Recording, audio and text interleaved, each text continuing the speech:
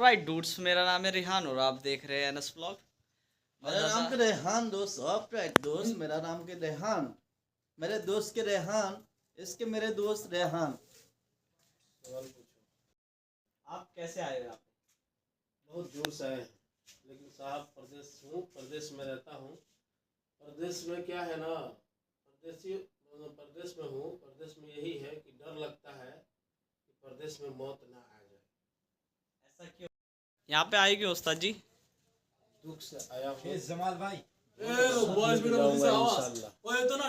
से आया हूँ, सुख से जाऊंगा इंशाल्लाह। कोई भी अपना परिवार छोड़कर प्रदेश में आना पसंद नहीं करता। मजबूरी और दुख से आता है, शौक से नहीं आता। क्या बात बाल बच्चे छोड़ के क्या हम बात दुख है। से आए हैं। इंशाल्लाह आपसे प्यार मोहब्बत से रहेंगे और अपना इज्जत आबरू से रह के जाएंगे। हैं? गामছা মধ্যে কথা বেঁচে রাখে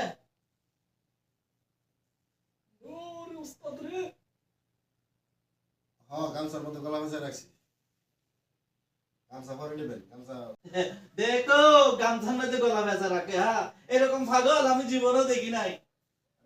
আমার কিন্তু শেষ এটা বলছে